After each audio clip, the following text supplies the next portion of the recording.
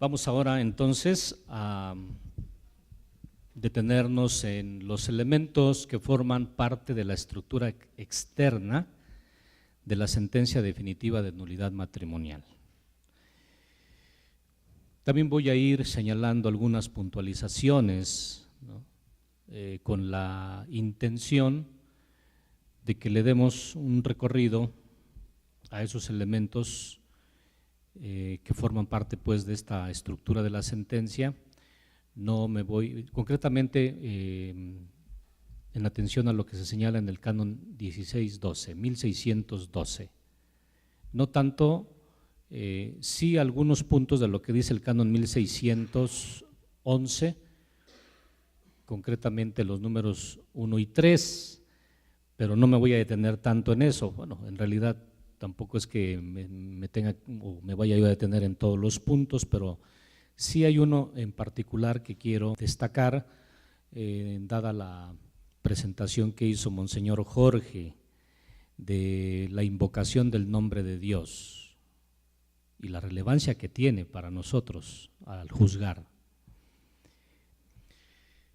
Comienzo entonces recordando, él ya lo hacía también muy bien, yo creo que se lo preparó aquí el vicario judicial perfectamente, recordando el canon 1611, números 1 y 3, establece que la sentencia tiene como finalidad esencial dirimir la controversia, dando a cada duda planteada la respuesta conveniente mediante la motivación injuret in facto y explicitando en la parte dispositiva la decisión final de los jueces. Dejando de lado otras finalidades materiales de la sentencia que también señala el canon 1611, entonces me voy a referir solo a estas que he mencionado. Dirimir el hecho controvertido. La sentencia debe responder al capítulo o capítulos por los cuales se impugna la validez del matrimonio. En ese sentido, la fórmula de dudas impone los límites de la sentencia. Por tanto, el juez nunca debe pronunciarse sobre lo que no esté contenido en dicha fórmula. Y a veces también aquí se deslizan vicios, ¿no? Si encontraste que hay elementos de un capítulo que no fijaste y entonces no puedes declarar la nulidad, porque eso no quedó fijado en los términos de la controversia. En caso de que la sentencia no dirima la controversia ni siquiera parcialmente, adolecerá de vicio de nulidad insanable, de acuerdo al canon 1620, número 8, y al artículo 270, también número 8 de Dignitas Connubii. Cada uno de los capítulos contenidos en la fórmula de dudas debe ser respondido separadamente, incluso aquel que haya sido puesto de manera subsidiaria o subordinada al principal. Por ejemplo, si la nulidad del matrimonio se examina por los capítulos de simulación total y por exclusión de la indisolubilidad, este segundo capítulo está subordinado al primero, ya que quien excluye el todo excluye la parte. Pero puede suceder que la simulación total no se pruebe, pero sí la exclusión de la indisolubilidad. Por eso habrá que probar cada uno por separado. Por consiguiente, el objeto de la controversia debe ser establecido desde el principio del proceso, al menos en términos generales, como lo dice la Dignitas Connubii. Por eso uno de los elementos esenciales del libelo de demanda de nulidad matrimonial es el capítulo o capítulos por los que se impugna la validez del matrimonio, como lo recordábamos en el artículo 116, párrafo primero, número segundo de Dignitas Connubii. Asimismo, el juez debe fijar en la fórmula de dudas, mediante decreto, el capítulo o capítulos por los cuales se impugna la validez del matrimonio y que guiarán evidentemente toda la instrucción de la causa.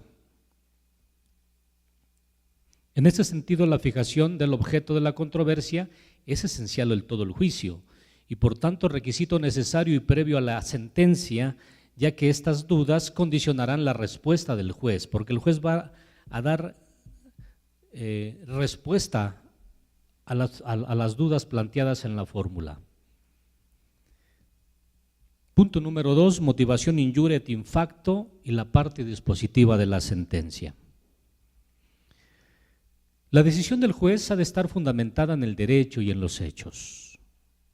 Es decir, ha de iluminar el objeto de la controversia con el derecho y la jurisprudencia, así como su aplicación a los hechos. En caso de no presentarse sus motivos o razones, la sentencia adolecería de vicio de nulidad sanable, como lo dice el canon 1622, número segundo. Confrontar también aquí el artículo 272, número segundo de Dignitas Connubii. Ahora, según la instrucción Dignitas Connubii en el artículo 254, la exposición de los argumentos de derecho y de hecho deben tener las siguientes características. Digo, además de la lógica que sobre todo las motivaciones sin jure tienen que tener, ¿no? Y en contraste con las motivaciones sin facto. Por ahí leyendo uno de los autores de formación tomista decía, pues hay que recordar que en la sentencia a la hora de trabajar las motivaciones in jure et in facto hay que tener en cuenta que es como construir un silogismo, donde la premisa mayor va a ser justamente la motivación in jure, la premisa menor va a ser el in facto y la conclusión la parte dispositiva, punto, ¿no? Así de fácil lo decía, pero ya saben ustedes qué trabajo cuesta hacer esa armonización, ¿no? Entonces, Dignitas Connubii, en el artículo 254, nos señala cuáles tienen que ser las características de los argumentos de derecho y de hecho. Dice, ni excesiva brevedad, ni extensión innecesaria. Solo cuando sea necesario se podrá presentar el derecho de modo más detallado, como por ejemplo cuando se trata de un caso difícil o complejo. Asimismo, no hay necesidad de repetir todas las declaraciones de las partes y de los testigos, sino solo los hechos más relevantes que sirvan para fundamentar la decisión final. Recuerdo que en aquel curso que tuvimos en la Pontificia, la Rota Romana, Monseñor Arellano, que seguramente va a insistir más adelante en eso cuando se vean los otros aspectos de la sentencia, sobre todo las discusiones y probablemente también va a tocar ahí otra vez la presentación de las motivaciones. Él dirá, es que no se trata de que tengamos 5 páginas, ¿no? Solo para reproducir lo que ya está allá en la instructoria, en las actas. Habrá que cuidar, y él decía por ahí 2 paginitas para esto, 1 paginita para esto, 2 para esto, 2 para aquello, punto. Una sentencia de 6, 7 páginas. A lo mejor algunas complicadas de unas 8 o 10 paginitas. Entonces, ni excesiva brevedad ni extensión innecesaria, solo cuando sea necesario. No hay necesidad entonces de esto que he mencionado, ¿no? Solo los hechos más relevantes que sirvan para fundamentar la decisión final. Segunda característica del in jure y del in facto, estoy hablando de eso. Claridad. Sobre todo las razones de derecho y de hecho se exponen para que las partes las entiendan y no por razones de erudición, porque también a veces somos tan especialistas en poner allí textos completos latinos, ¿no? Bueno, pues solamente cuando sea necesario, ¿no? No hay que demostrar que tenemos mucha erudición y manejamos acá y toda mucha jurisprudencia de la Rota y bueno, ya tocará Monseñor Arellano también lo relativo a la jurisprudencia en el uso también de la sentencia, Por eso no tampoco me detengo en ese asunto. Tercera característica, fundada en lo alegado y probado. Exactis et probatis. Cuarta característica, que haya lógica. Es decir, que quede patente el camino seguido por los jueces para llegar a su decisión y el modo en el que el derecho se ha aplicado a los hechos. Concretamente, por ejemplo, en esa sesión donde se discute el mérito de la causa, por eso el código pide que previamente cada uno de los jueces ya lleve por escrito sus conclusiones. A veces en las sesiones que tenemos en nuestros tribunales apenas están leyendo, ¿no? Y eso es un problema serio de practicidad y de agilidad también. O sea, la seriedad que le tenemos que dar justamente también a ese momento importante de la sesión donde se tiene que llegar ya a discutir de acuerdo a las conclusiones a las que cada quien haya llegado. Alguna vez allá cuando empezábamos con esta práctica en mi tribunal, Padre Toño, que está aquí presente, recordará que alguno me decía, pues no, pues ya lo que dices tú está bien, ¿no? Pues ya lo dijiste tú, ¿no? Quinta característica, la exposición de los hechos debe hacerse con prudencia y cautela, sin ofender a las partes, a los testigos, a los jueces, ni a los demás ministros del tribunal.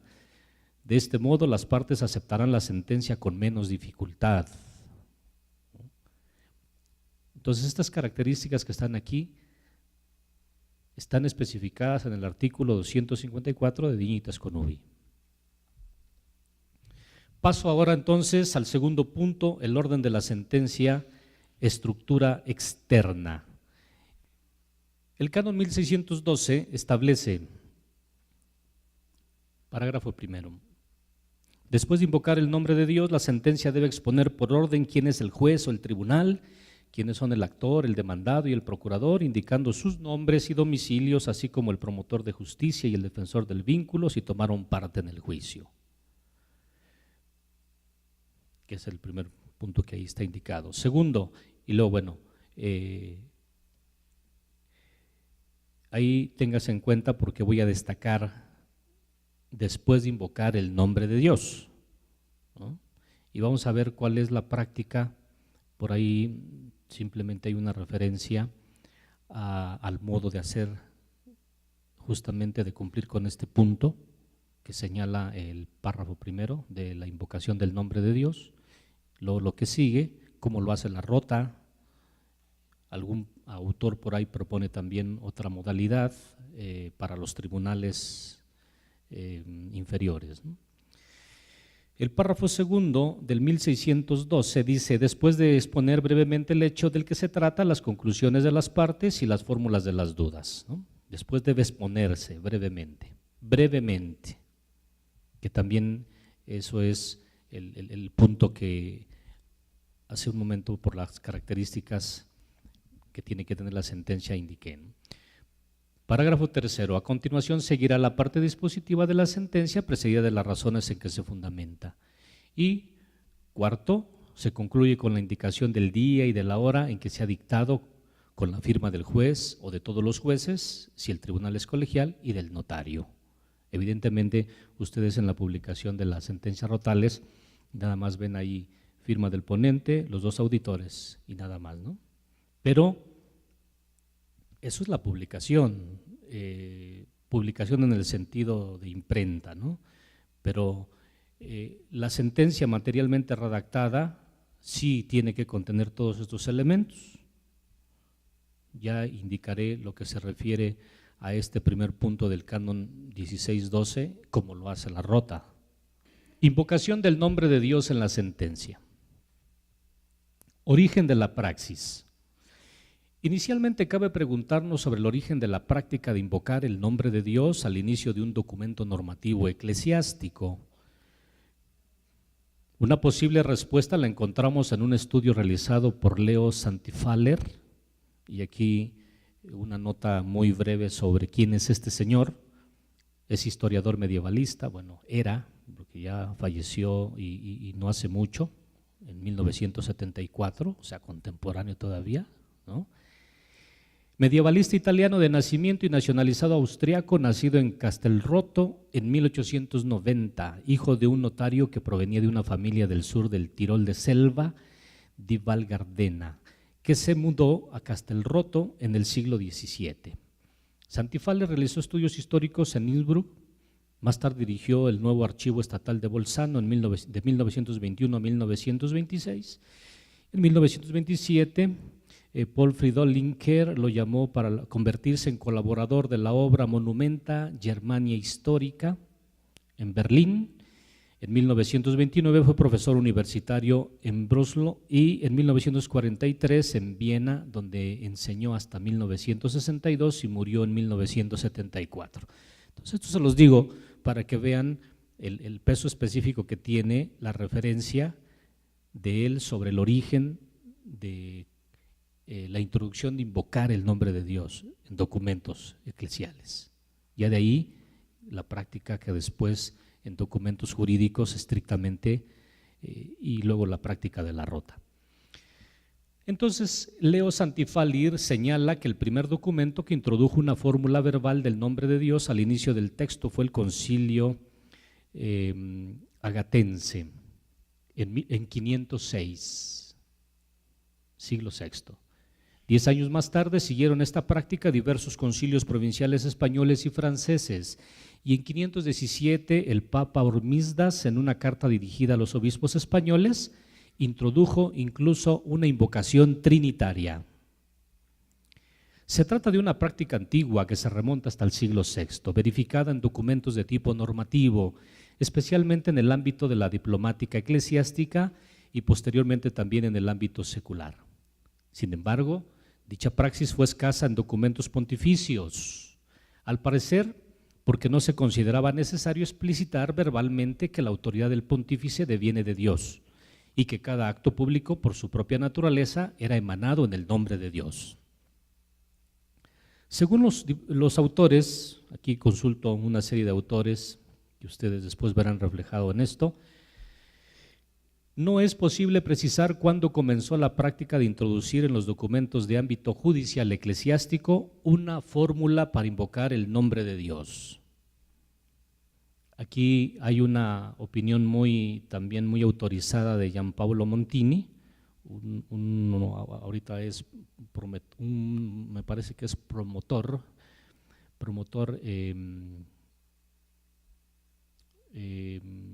allí en la asignatura.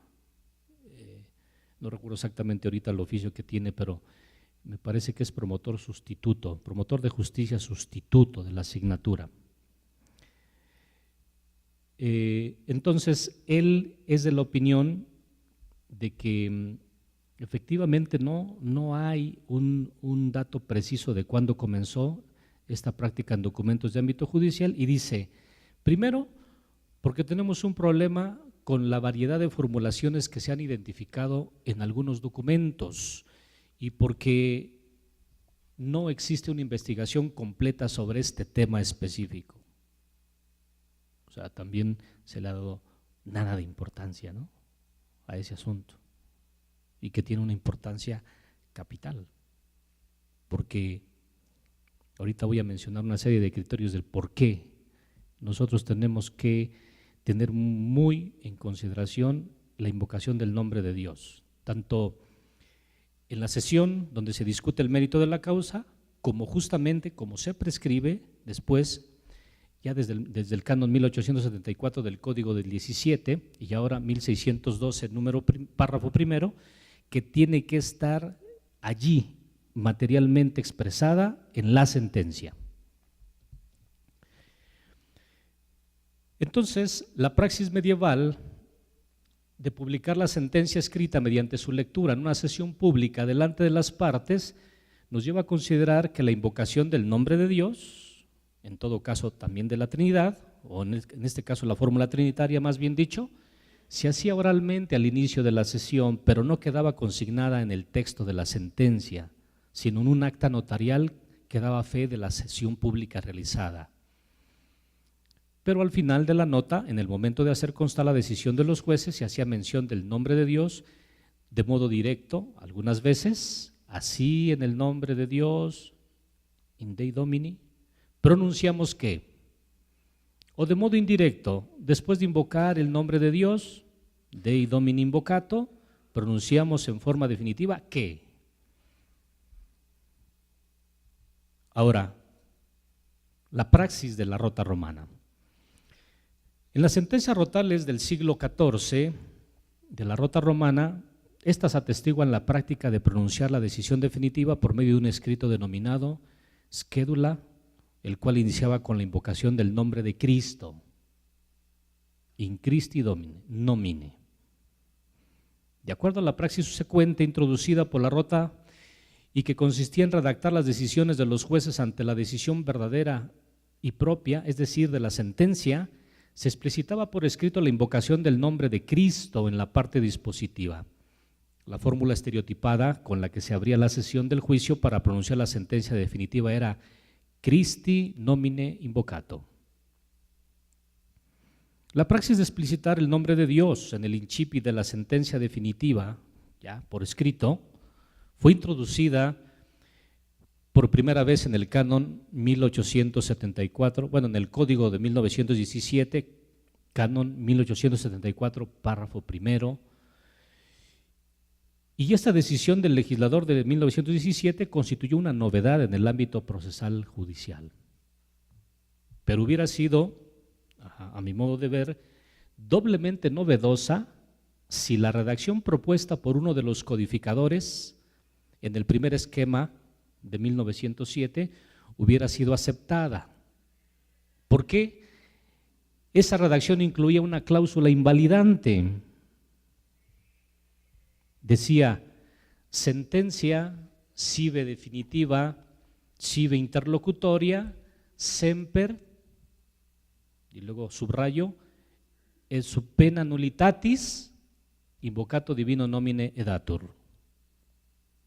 En las discusiones tenidas al interno del Cetus de Processibus, en ese mismo año, julio de 1907, el famoso cardenal Lega se pronunció en contra de la cláusula invalidante y junto con él otros consultores. Por eso no apareció en el canon 1874 del Código del 17 y evidentemente tampoco acá. Revisando un poquito el íter de la codificación, tampoco tenemos ninguna insistencia de grabar con una cláusula invalidante la omisión del nombre de Dios en la sentencia.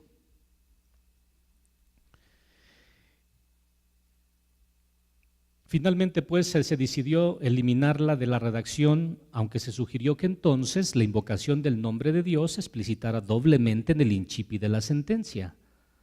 La redacción propuesta por uno de los consultores, de nombre Giuseppe Noval, fue la siguiente: forma autem sententio ius modicit.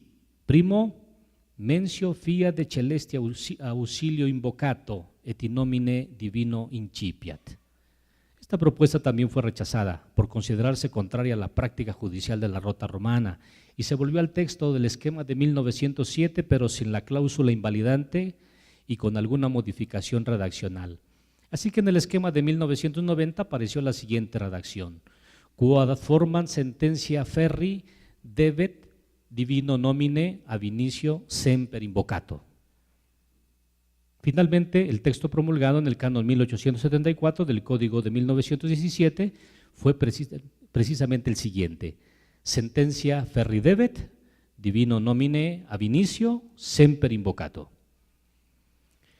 Pero otros datos más que debemos apuntar se refieren a que la Rota Romana entre 1909 y 1927 dejó de invocar el nombre de Dios, tanto en las sesiones en las que los jueces discutían las causas como en la intestación de sus sentencias definitivas. En cambio, introdujo la praxis de hacer mención del nombre del sumo pontífice en ambos actos judiciales. Y entonces aquí pongo una referencia sobre este particular. Véase el artículo 189 de las Regules Servande in Judicis apud Sacre Romane Rote Tribuna la probate et confirmate a Pío Papa X, del 4 de agosto de 1910. Aquí pongo la referencia de Acta Apostolici Sedis. Así que se trataba de una praxis contraria a lo establecido en el texto codicial.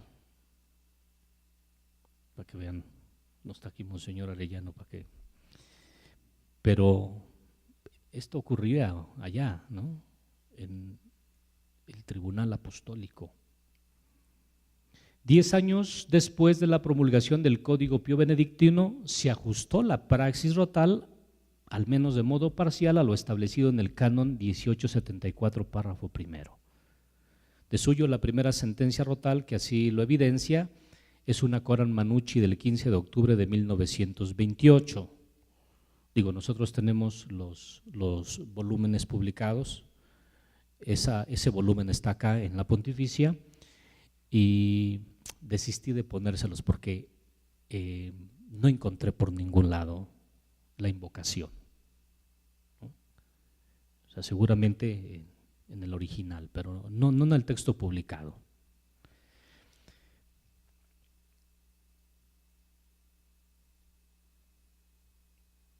En esa sentencia aparece en el incipit, por la referencia que hace Giampaolo Montini, y le queremos a Giampaolo Montini, ¿no? Porque es el que ha hecho esta investigación así muy meticulosa, dice que aparece en esa sentencia la fórmula in nomine Domini Amen, seguida del nombre del pontífice en turno, Pío Papa XI Feliciter Regnante, y esta va a ser así como que la fórmula, parte de la fórmula. Las sentencias posteriores emplean la fórmula de invocación del nombre de Dios de distintos modos, y así lo podemos constatar si también verificamos sentencias que en la parte dispositiva hacen la invocación del nombre de Dios, y entonces también tenemos otra práctica ahí.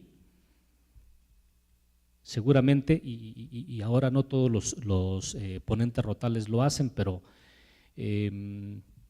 algunas sentencias ya en la parte dispositiva comienzan con una fórmula, habiendo invocado el nombre de Dios. Nos, infrascritos jueces, tal y tal y tal y tal, ¿no?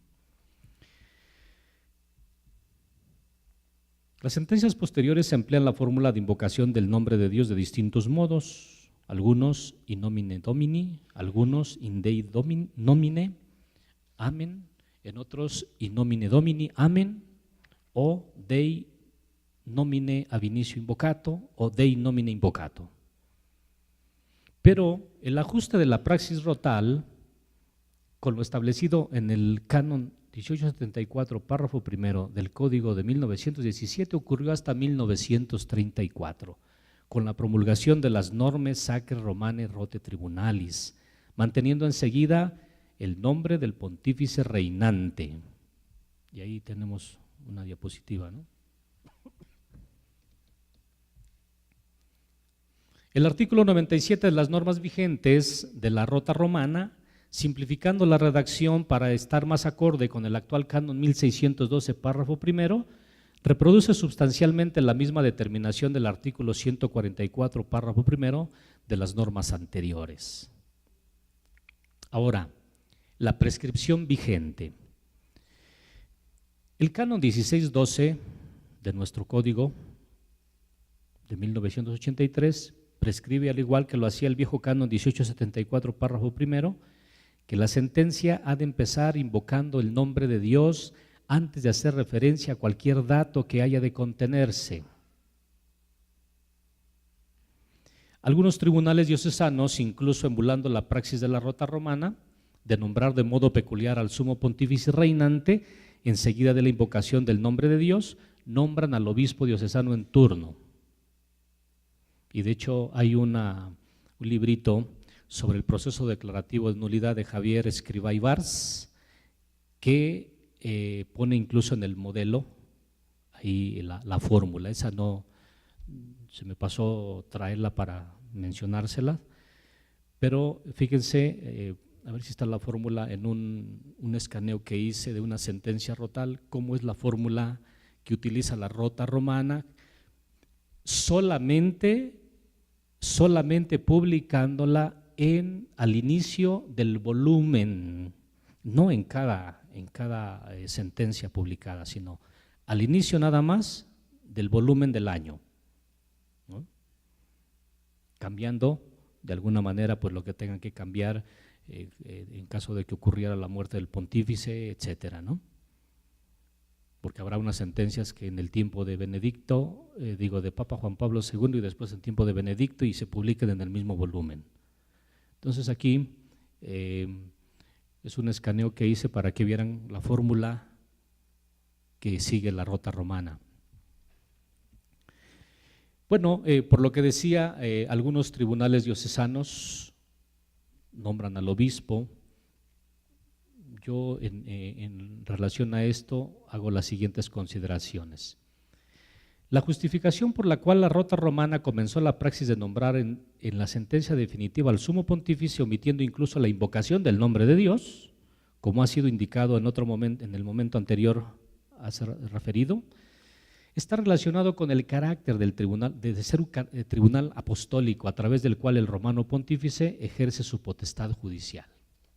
Análogamente a esta praxis rotal, puede considerarse legítima tal implementación de los tribunales eclesiásticos diocesanos de nombrar al obispo del lugar en turno.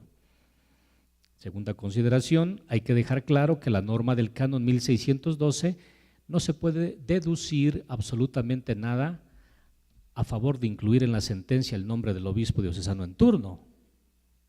No se deduce, es una praxis. Yo considero legítima, bueno, pues, legítima en el sentido no de un texto legal, sino, bueno, tampoco está prohibido, ¿no? Por lo que respecta a la praxis de invocar el nombre de Dios, también en la sesión en la que los jueces del tribunal colegiado exponen sus respectivas conclusiones y discuten sobre el mérito de la causa, en orden a la decisión final, el legislador del Código de 1983 la ha introducido como una novedad codicial, pero era una práctica, ¿no? Esta prescripción no tiene paralelo en el Código de 1917. Las normas de la Rota Romana promulgadas en 1934 y las vigentes promulgadas en 1994 tampoco prescriben nada al respecto. La fórmula del canon 1612, párrafo primero, y la del párrafo tercero del canon 1609 es exactamente la misma. 1612 se refiere a los elementos que tiene que contener la sentencia. 1609 a la sesión donde se discute el mérito de la causa. Y como digo, la fórmula de invocación del nombre de Dios es exactamente la misma. Vox divini nominis invocationem. En ambos cánones tiene un carácter preceptivo, no optativo. Aunque leída la prescripción en el contexto y finalidad de cada uno, adquiere un matiz diferente. Así, la invocación del nombre de Dios en el canon 1609, párrafo tercero, parece sugerir su oralidad a modo de plegaria, como decía Monseñor Jorge, sin la exigencia de explicitarla por escrito. Y en el canon 1612 se exige su expresa inclusión en la sentencia definitiva escrita. ¿En razón de qué, no? Más adelante lo digo. Cuando la sentencia sea redactada por el juez único, por supuesto que no está obligado a invocar el nombre de Dios, como le exige el canon 1609, párrafo tercero, porque no se celebra ninguna reunión para discutir la causa, pero sí deberá consignarla en el texto de la sentencia a tenor del canon 1612, párrafo primero. En el caso del tribunal colegiado que estudia la causa en segundo grado de juicio, la invocación del nombre de Dios deberá hacerse a modo de plegaria al inicio de la sesión, pero no deberá consignarla en el decreto por el que ratifica la sentencia afirmativa de nulidad matrimonial, porque la exigencia del canon 1612, párrafo primero, está mandada solo para las sentencias.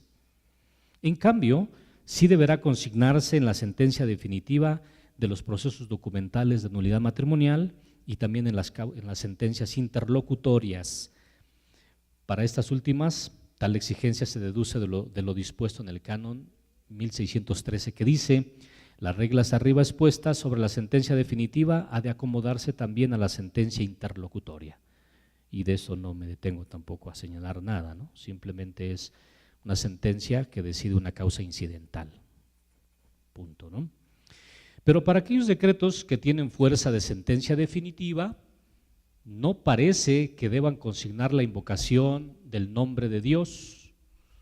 Aquí cito otra vez a Gianpaolo Montini, que dice, cita algunos decretos emanados por el Tribunal Supremo de la Asignatura Apostólica en los que sí se sigue esa práctica en los decretos, que no sentencias, sino decretos de invocar el nombre de Dios.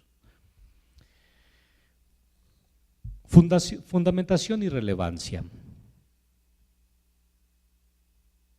Un autor antiguo, Ricardo de Mores, en el siglo XII, fundamentaba la praxis de invocar el nombre de Dios en el Salmo 17, 2.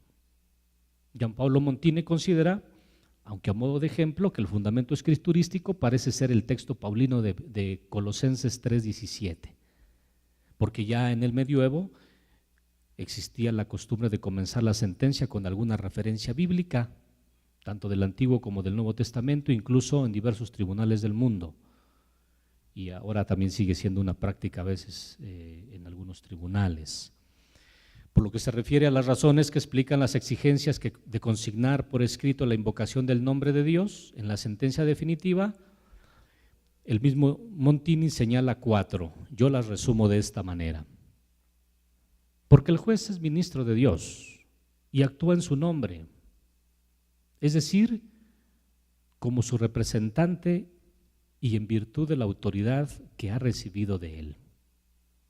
Segundo, por el honor del oficio del juez que se desempeña en la iglesia y por la tarea que se le confía, o sea, dictar justicia con apego a la verdad en orden a la salvación de las almas.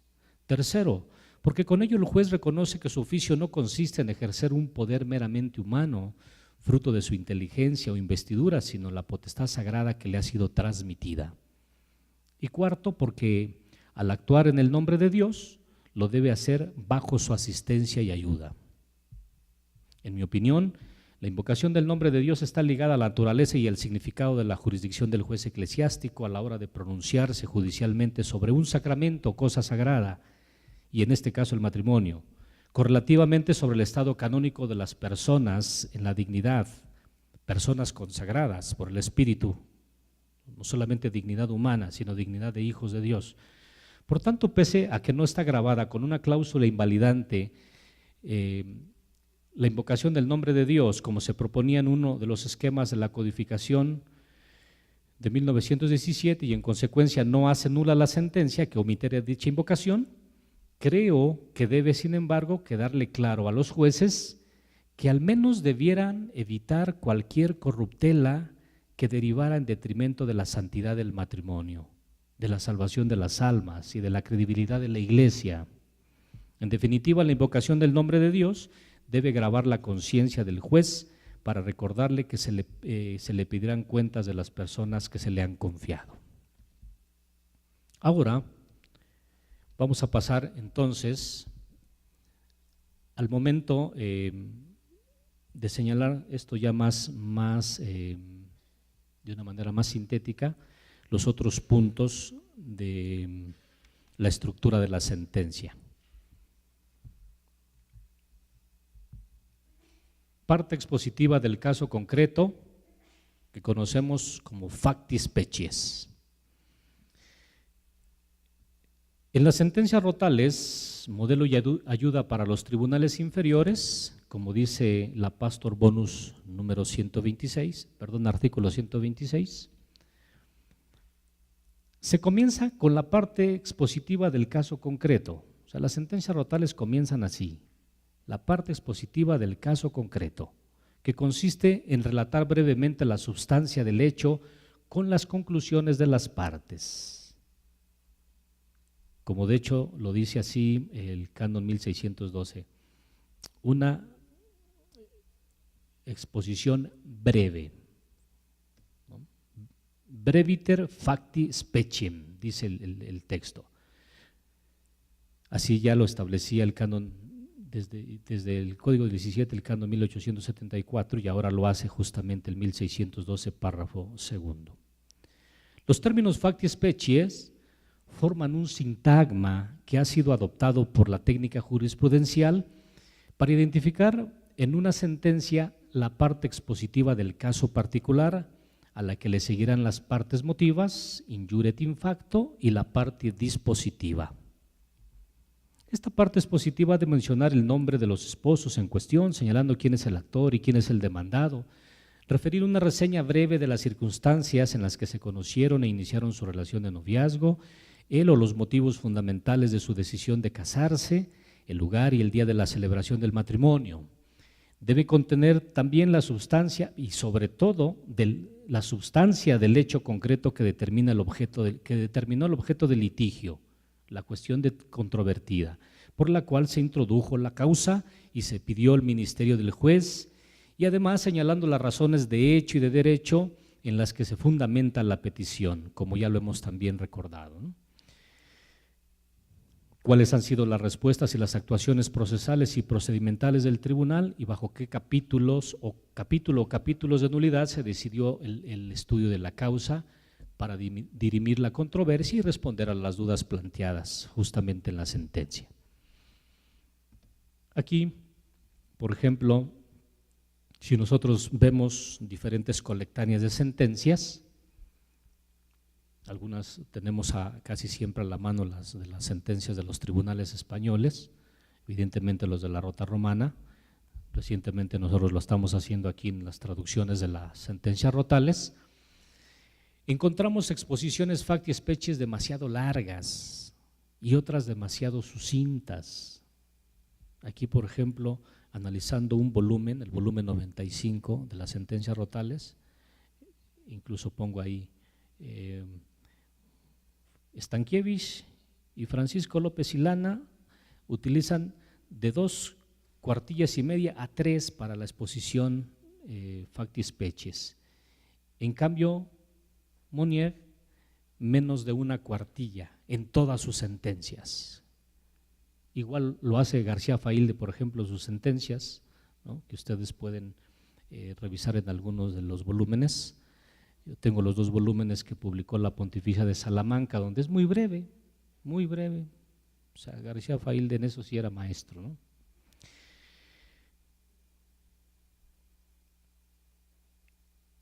Esto podría admitir varias explicaciones de por qué más largas y por qué muy sucintas. La primera que se me ocurre a mí es la peculiaridad del caso concreto que se expone, o la claridad del mismo, o quizás el estilo de cada ponente. Tal valoración la podría realizar cada lector que se acerque a conocer la jurisprudencia respectiva. En mi consideración, siguiendo lo indicado en el párrafo segundo del canon 1612, la exposición facti species debe ser clara, precisa, suficiente, sintética, si acaso sintético es sinónimo de breve, y completa, ¿no? Porque pudiera ocurrir que por el afán de ser breve se hiciera una exposición imprecisa e incompleta. De acuerdo con lo establecido en el canon 1612, párrafo segundo, se debe indicar cuál es la cuestión de hecho que determina el objeto del estudio de la causa, el cual debe ser concentrado en la fórmula de las dudas y expresado técnicamente en conformidad con la norma canónica relativa al capítulo de nulidad específico. En relación con el matrimonio, según las conclusiones de las partes, se deben relatar brevemente los hechos esenciales acaecidos. Ya cuando hablábamos de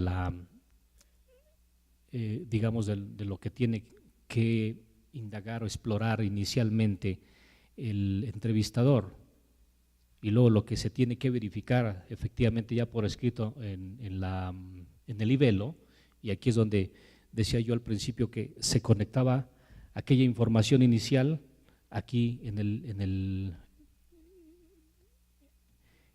esta parte de la sentencia que estamos señalando como exposición facti species, ¿no?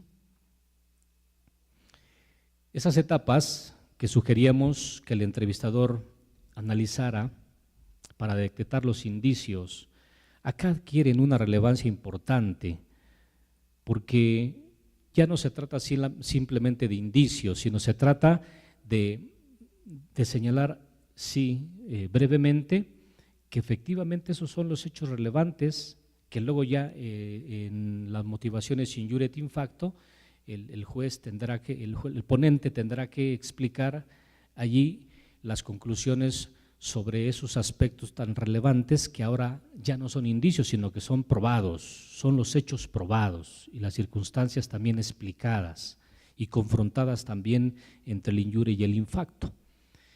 Estas etapas sugieren revisar también otros momentos en los que es posible encontrar elementos relevantes.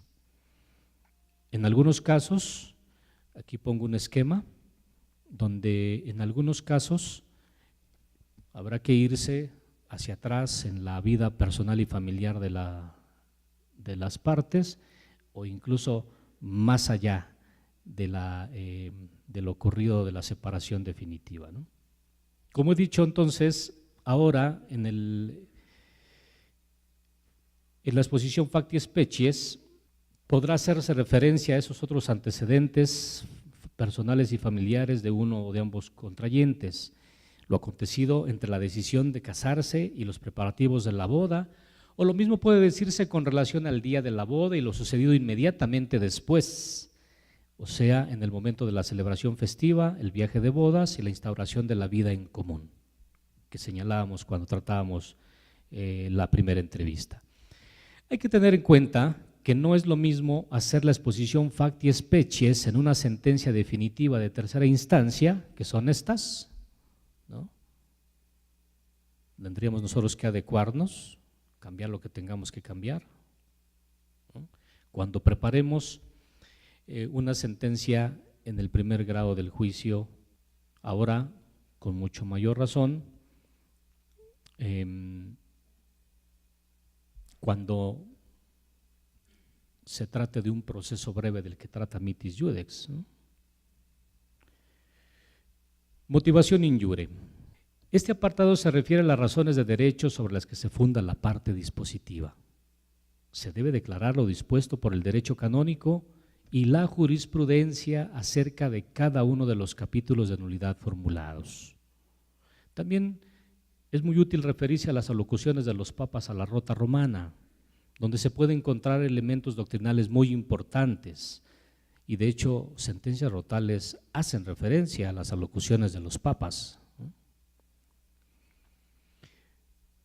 Por ejemplo, si se invoca la incapacidad de asumir las obligaciones esenciales del matrimonio por causas de naturaleza psíquica, entonces se tiene que explicitar lo que significa incapacidad de asumir, lo que significa las obligaciones esenciales que no se pueden asumir y las causas de naturaleza psíquica que afecta a la parte en la causa. No se puede ser demasiado genérico, sino que han de centrarse los fundamentos jurídicos en la causa concreta. Yo, en mi opinión, a veces digo, claro, en cualquier capítulo de nulidad, en el injure, hay una parte general, pero también una parte específica. Por ejemplo, refiriéndome al grave defecto de discreción de juicio por una grave inmadurez psicoafectiva. Bueno, habrá que decir a lo mejor en términos generales en qué consiste, y ya de una manera un poco más breve, el grave defecto de discreción, pero también habrá que puntualizar en qué consiste la grave inmadurez psicoafectiva, ¿no? Siguiendo las líneas jurisprudenciales. Asimismo, es bueno repetir lo dicho anteriormente, que las razones de derecho no se la dan los jueces a sí mismos, sino a las partes, de tal modo que deben de ser razones claras e inteligibles para las partes. La praxis romana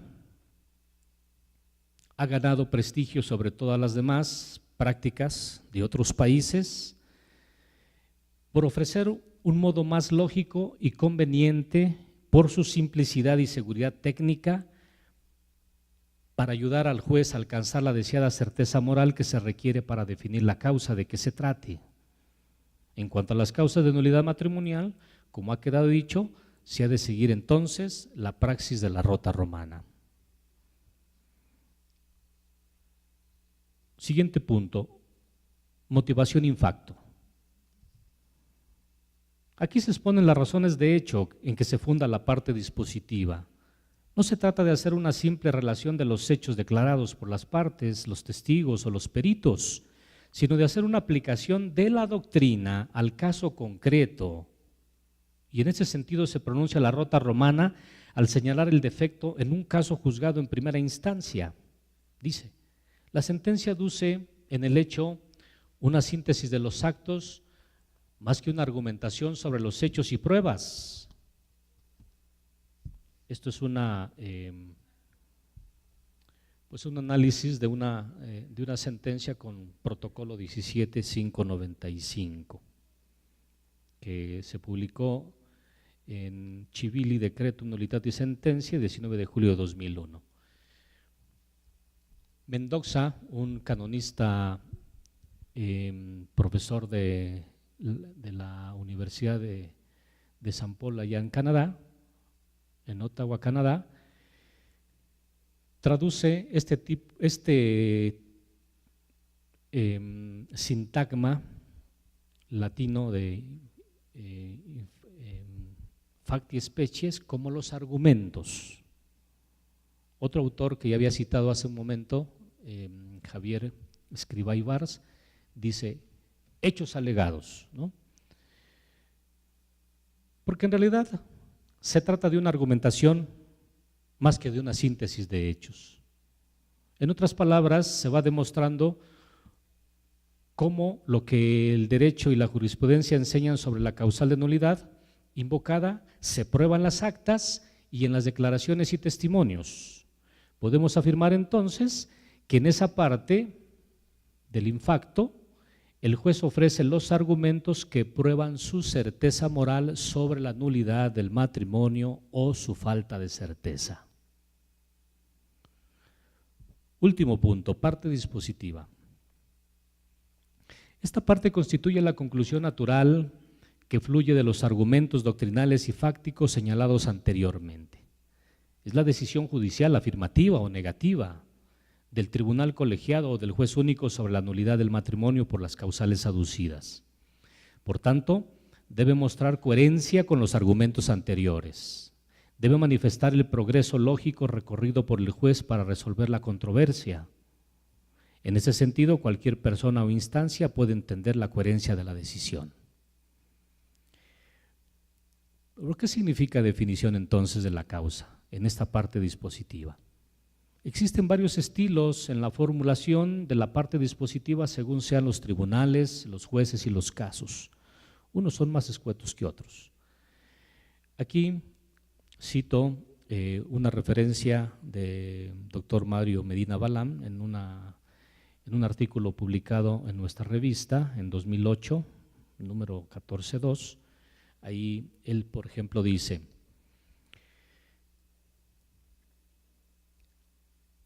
en los casos sobre una causal concreta, como es el defecto de forma por error común, podemos encontrar esta fórmula.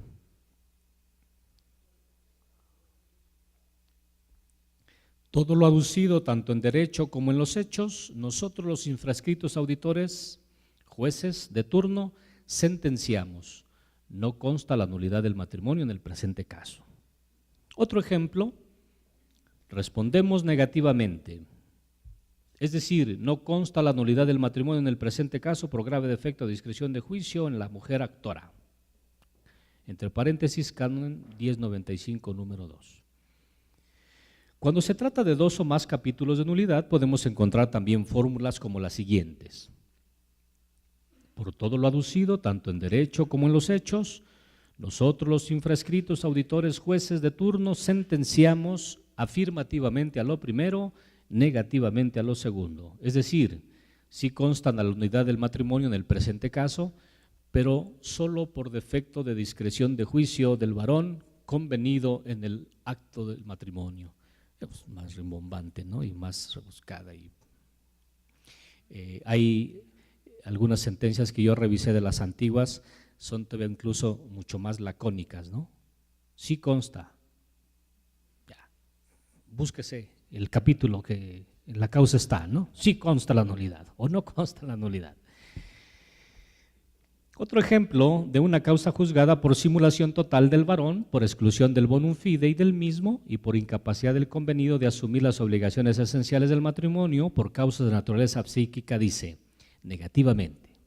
Es decir, no consta la nulidad del matrimonio en el presente caso por ninguno de los capítulos aducidos. Bueno, esta está un poquito ya, por lo menos tiene las más palabras que la anterior que dije, ¿no? Otro ejemplo. Definitivamente sentenciamos a la duda propuesta respondiendo negativamente, es decir, no consta la nulidad del matrimonio en el presente caso por incapacidad de la mujer de asumir las obligaciones esenciales del matrimonio. Un último ejemplo de un caso por las incapacidades del Canon 1095, números 2 y 3, por ambas partes, dice negativamente en todo, es decir, no consta la nulidad del matrimonio en el presente caso por ninguno de los capítulos aducidos, tanto por parte del varón actor como por parte de la mujer conventa. Listo, ¿no? El vetitum. ¿Qué es sobre el vetitum? Un apunte muy simple. En caso de imponerse vetitum para pasar a nuevas nupcias, este se añade enseguida del juicio de nulidad, es decir, después de la parte dispositiva. Según sea el motivo del veto, será la fórmula del mismo.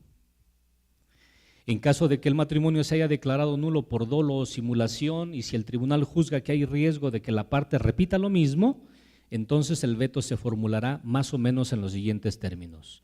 Se prohíbe al varón o mujer, según sea el caso, pasar a nuevas nupcias sin el previo permiso del ordinario del lugar. Si el matrimonio se declaró nulo por impotencia y esta prevalece, entonces la prohibición es absoluta, ya que la impotencia es un impedimento dirimente natural que no puede ser dispensado. Y entonces el veto dirá, se prohíbe al varón, si él es el impotente o la mujer, pasar a nuevas nupcias, punto. Si en el futuro la parte quiere contraer nupcias, tendrá que probar que ya no es impotente. En caso de que el matrimonio haya sido declarado nulo por incapacidad psíquica, a tenor del 1095, y los jueces juzguen que tal incapacidad que originó la invalidez del matrimonio perdura hasta el momento en que se dicta la sentencia, entonces la prohibición se dará más o menos en los siguientes términos. Tomando en cuenta su situación actual, imponemos veto a la mujer o al varón, convenido o actor, para contraer nuevas nupcias sin el previo permiso de este tribunal eclesiástico. Ahora, y ese punto más bien me gustaría dejarlo incluso pendiente por aquello de lo que apareció en el criterio quinto de Mitis Judex sobre las famosas costas judiciales, ¿no? Ahí que lo resuelva cada tribunal, ¿no? Yo ya lo resolví en la forma, en la práctica acostumbrada, ¿no? Poniendo en letras de oro lo que después el apunte que emitió la Rota Romana para la aplicación de Mitis Judex se decía, ¿no? Evidentemente dejando a la responsabilidad de las conferencias episcopales y de los mismos obispos diocesanos, asegurada la congrua retribución de los operadores de los tribunales, hágase lo que quieran, ¿no? Si piden si lo ponen como un tributo más, o si hacen una colecta o como quieran, ¿no? Entonces, asegurada la congrua retribución de los operadores de los tribunales, ¿no? Y yo ahí en un artículo que publiqué al respecto al que intitulé La mala recepción de Mitis Judex, tocando ese punto muy concreto, explico los pormenores del inicio de todo ese punto, desde que apareció allá como una propuesta en el Sínodo 2014, pasó al 2015 y después ahora también en Amoris Laetitia, por ahí se toca hacer medio revuelto el punto, luego Mitis Judex y después el apunte. Entonces, pero eso entonces lo dejo ahí a consideración de los tribunales. Finalmente, lugar y fecha y firmas. Al final se indica lugar, día, mes y año en que se dicta la sentencia. En caso de que la sentencia no sea dada por un juez único, sino por un tribunal colegiado, la fecha diferirá de aquella en que los jueces celebraron la reunión para deliberar y definir la causa. Entonces, en el caso de la sentencia que prepara el ponente, pues no es cuando termina el ponente de hacerla, ¿no? Que además tiene un plazo, ¿no? O por lo menos se le marca de alguna manera, ya que tenga un plazo, ¿no? 2, 3 meses, lo más pronto que se pueda. Y esto por lo regulará también el reglamento del tribunal, como lo hace el reglamento de la Rota. Y bueno, pues tendrá que poner la fecha de la reunión de los jueces, porque ahí fue donde tomaron la decisión final, ¿no? La decisión final no la toma el ponente, son los jueces del tribunal colegiado. De suyo, la sentencia debe darse antes de un mes a partir del día en que se decidió la causa, pero por causa grave el mismo tribunal puede establecer un tiempo más largo, como digo, ¿no? Reglamento del tribunal. Confer, artículo 249, párrafo 5 de Dignitas Conovi. Pues hasta aquí lo que yo quería compartir con ustedes, y bueno, pues abrimos si es que hay algunas preguntas. Gracias. Un parámetro que teníamos para tener cuidado en la elaboración de la sentencia antes de la mitis es que pasaba a segunda instancia y que segunda instancia diera el decreto. Entonces, los defensores del vínculo, generalmente segunda instancia, son muy minuciosos y hacían la revisión de todo el proceso y sobre todo de la sentencia.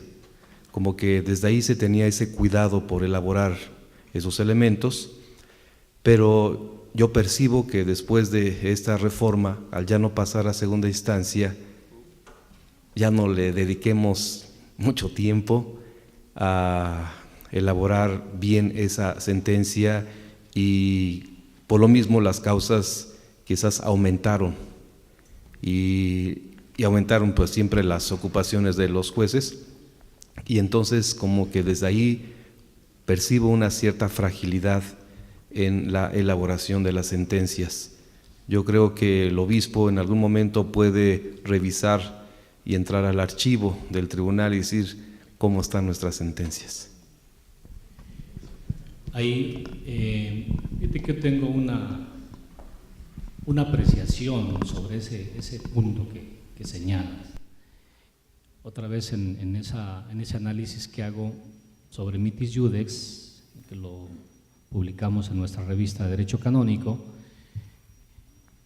yo haciendo un análisis de las sentencias rotales, digo, esta es una primera conclusión que saco para después hacer una serie de apreciaciones.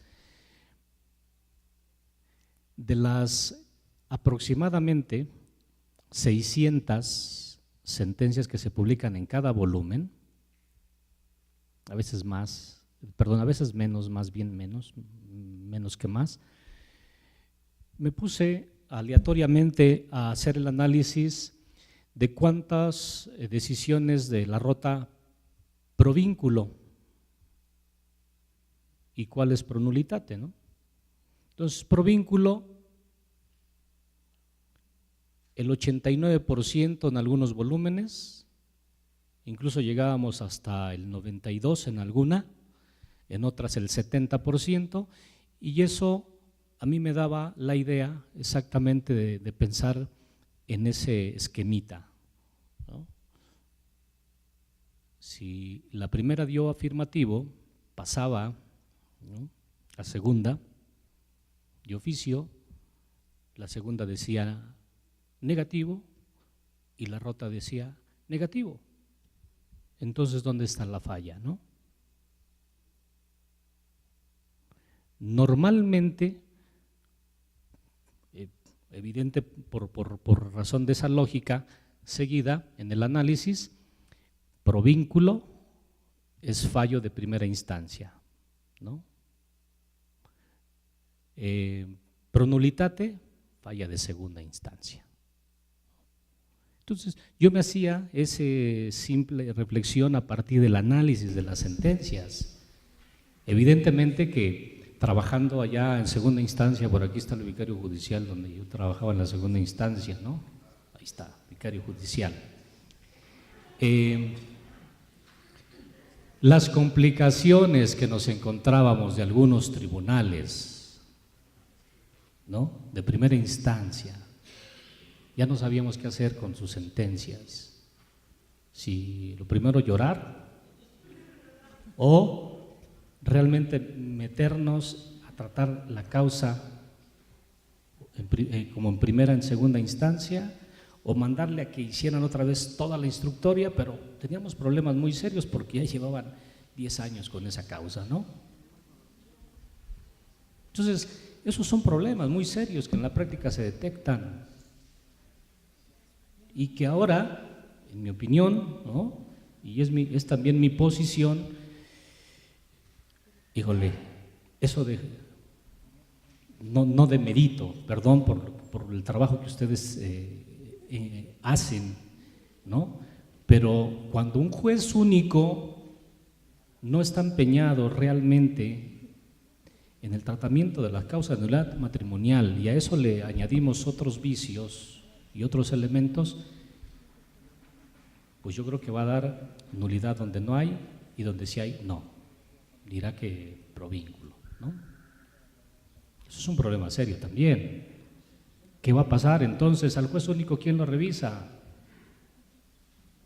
Todavía el tribunal, cuando es colegiado, pues tenemos el chance de discutir entre los 3 jueces, pero juez único, donde incluso a veces en los tribunales, a falta de operadores, pues es el vicario judicial, ¿no?, al mismo tiempo que es el juez de la causa, es el que recibe la causa, es el que entrevista, todo.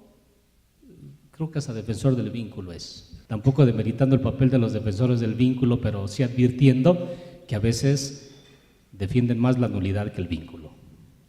Y bueno, eso ya ustedes lo discutirán y lo criticarán, ¿no?